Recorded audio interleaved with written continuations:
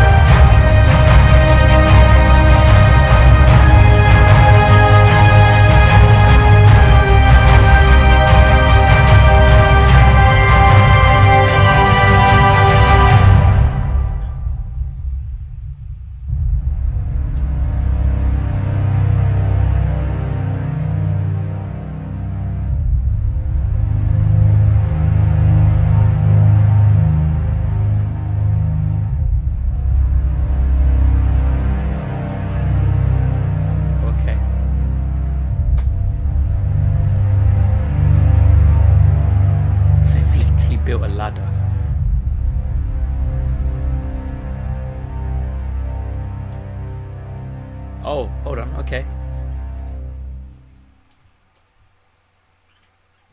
Okay, if I can climb up this guy. Oh, yes, yes, okay. Right, so what's the secret up here? It's supposed to be secrets.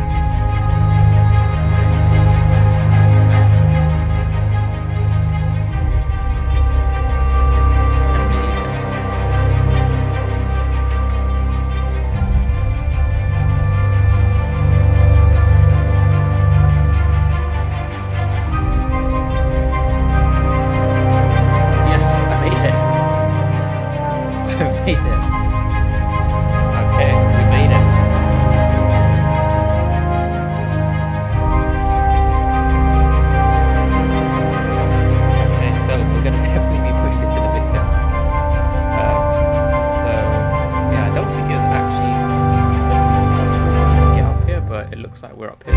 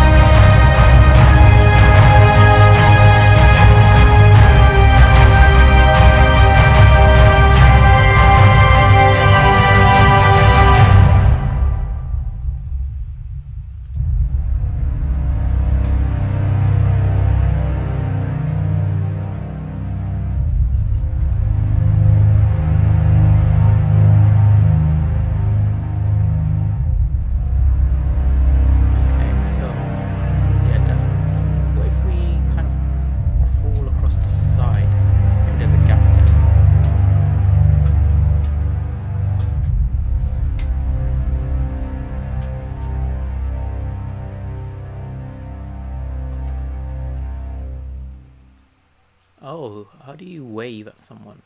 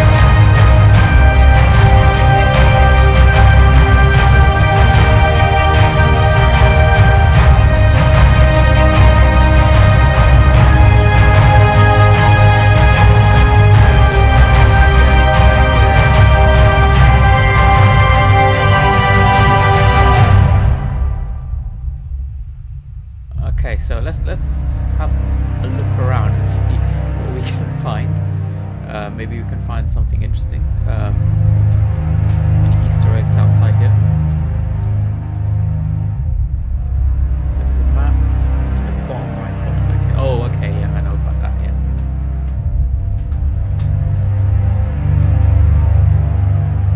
Oh, so everything's kind of like floating.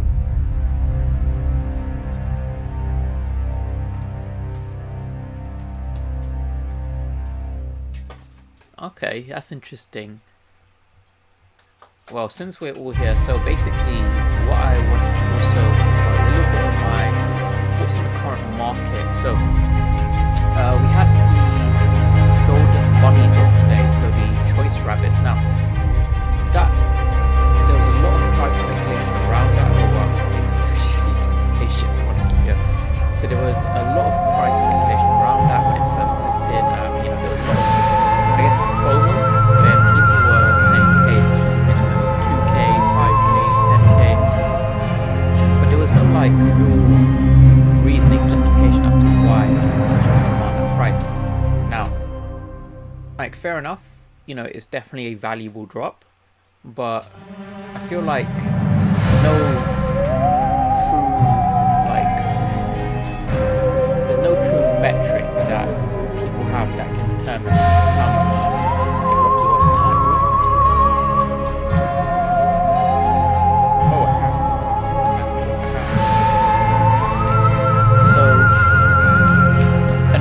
my uncle really didn't have the same plan as me. He was Robins, always... for example, they aren't like, you know, being for, oh, there's actually someone else running around here. Oh, there are others. Oh,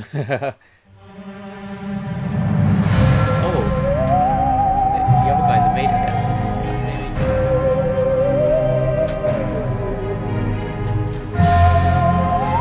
So the Robins, they are first appearance, and you know, they also have an amazing IP in Batman, but they are currently trading for 20% below retail. That is insane. Now, people say, hey, something FA, it should be valuable. If something has very good branding, it should be valuable. So okay, well, this is trading below retail, but the reason they justify that is, hey, it's got a lot of additions. Okay, that's fair enough. Now, if we look at, you know, other drops where they don't have FA, they don't have, you know, the amazing brand that is, you know, DC's Batman, but they have lower editions, maybe those command higher prices. It's like, okay, but what if they have low editions but without the branding, without the FA aspect? It's like the disparity between the prices is quite high. So an example might be, you know, let's say, I don't know, let's just use the Lavas for example, right? I mean, Frank Cozy stuff is amazing, but the ultra elaborate very, very low number of mints. You know, it's quite high, but like, it's not as well known as Batman. So if we look at the current kind of ultra rares that are going on the market, for example, the Adventure Time ones, they're going for about between 350 and 400 gems. But there's no point in random price. Like, realistic valuation. How much does it pay? Yeah, that's like 350 gems.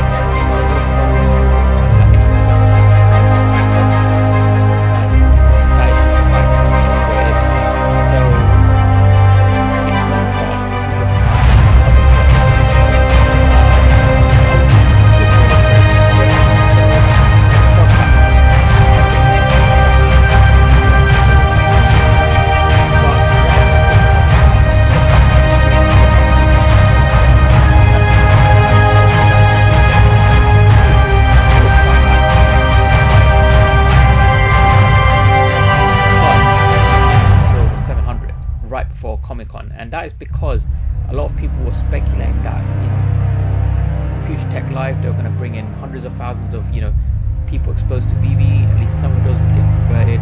They'd be, you know, like hardcore DC fans, and they'd be willing to spend that much on Todd Batmans.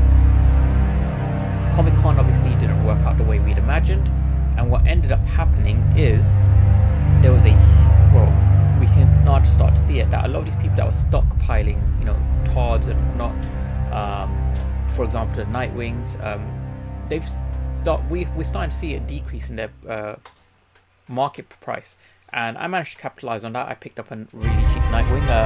It went from 1,000 gems down to about 840 gems. I'm like 100. What? Trapped underneath the floor. How do I get out? What? Oh wait, there we go.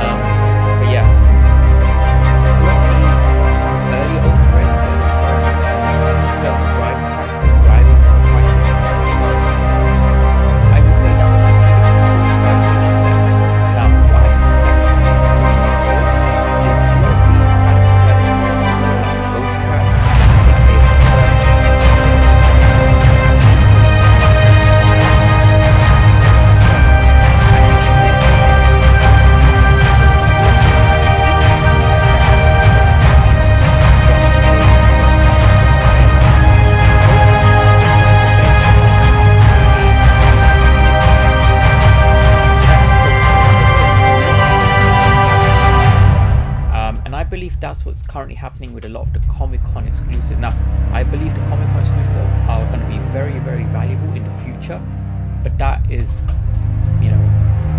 that has to occur naturally.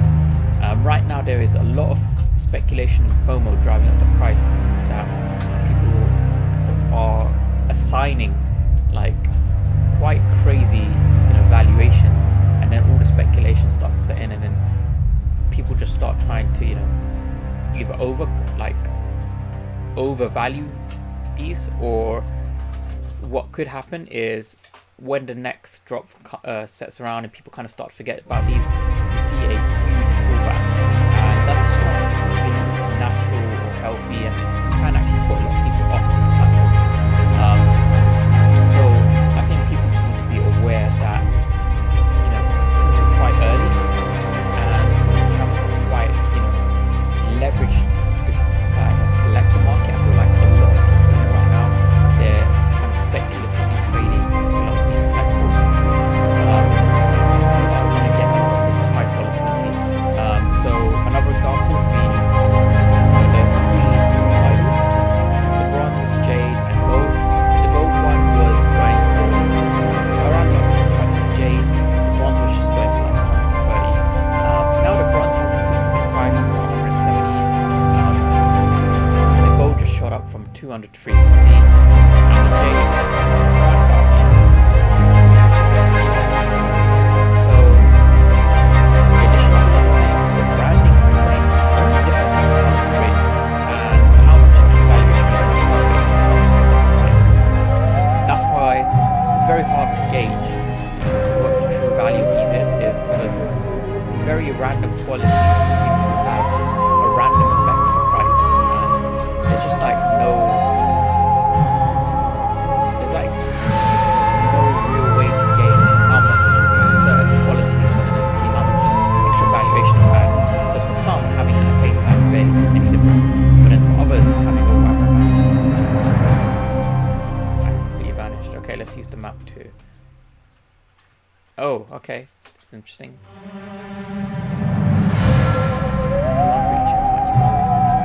Oh, okay, so parallel steps in Calculus. Kind of fun. That's interesting. So yeah, essentially my point is that right now a lot of people are trading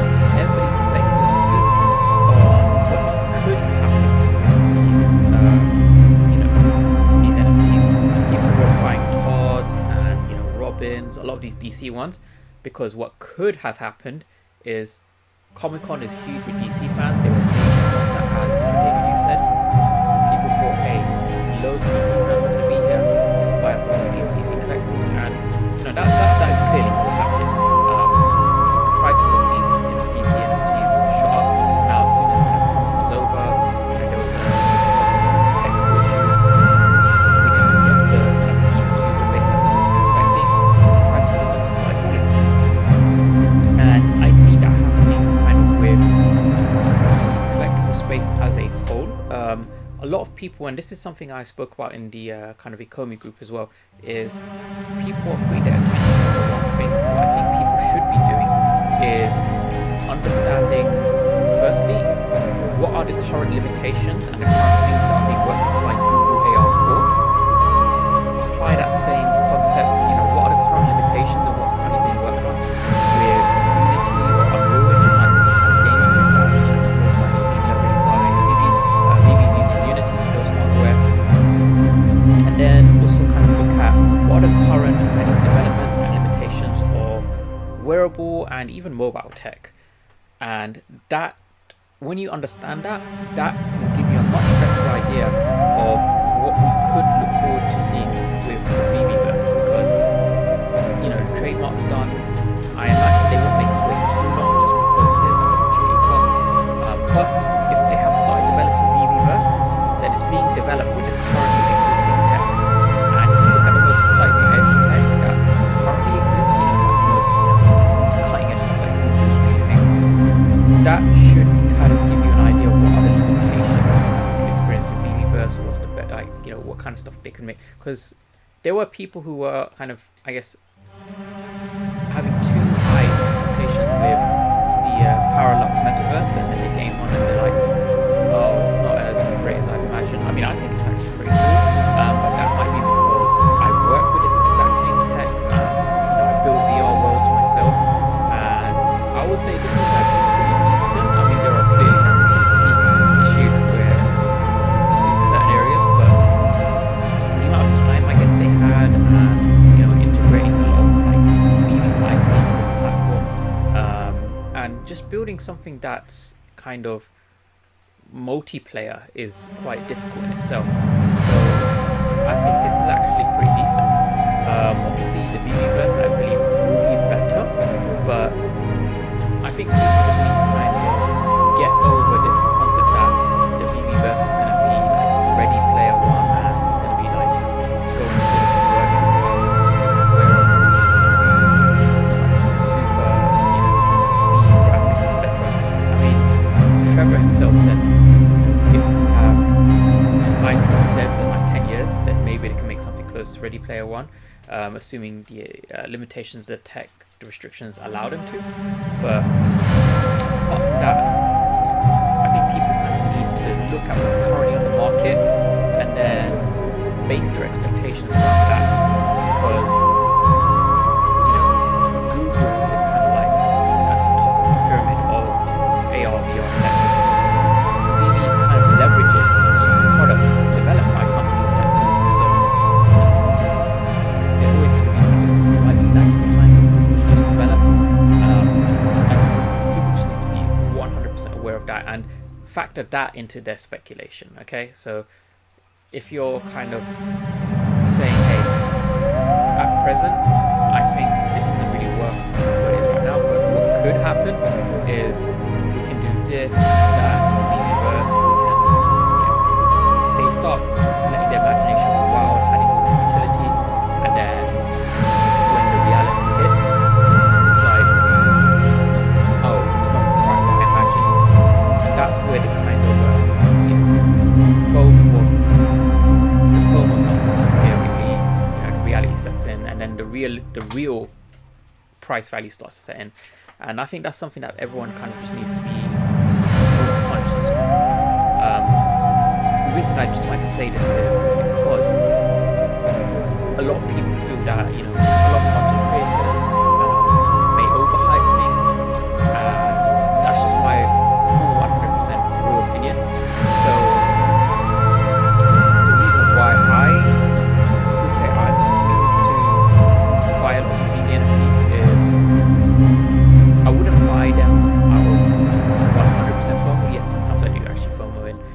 but I believe that there is still, within the realms of realistic expectations, a lot of potential. Do I think we're going to get Ready Player One or something close to that? No.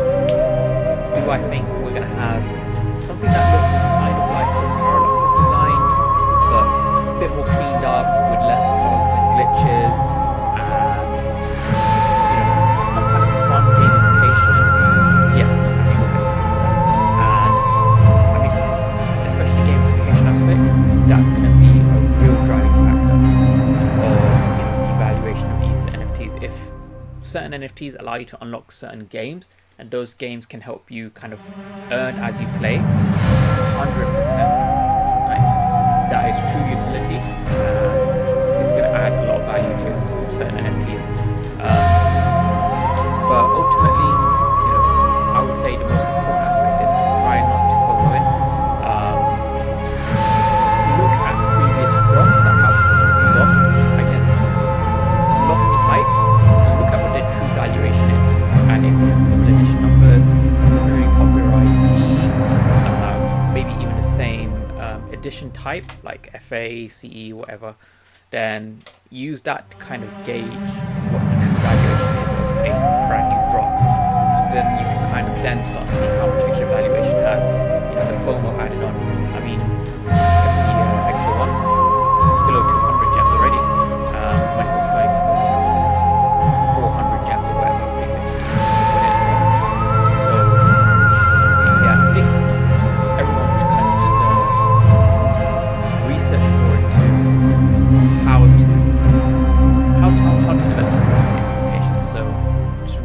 The tech itself and the tech that VeVe's leveraging in order to build up realistic expectations. But yeah, this is pretty interesting. Quite enjoyed the metaverse. So for those who aren't aware, there are some pretty cool Easter eggs that you can check out. There currently been references to Simpsons. There's been a reference to Mickey Mouse.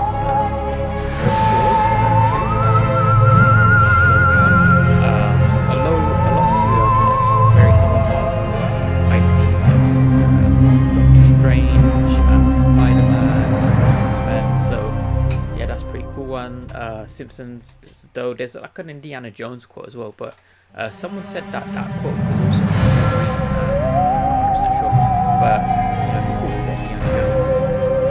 Yeah, a lot of the IP we can kind of aware of that as well, but I don't think Indiana Jones was on anything, so that's something that we will get to see. But yeah, I was also not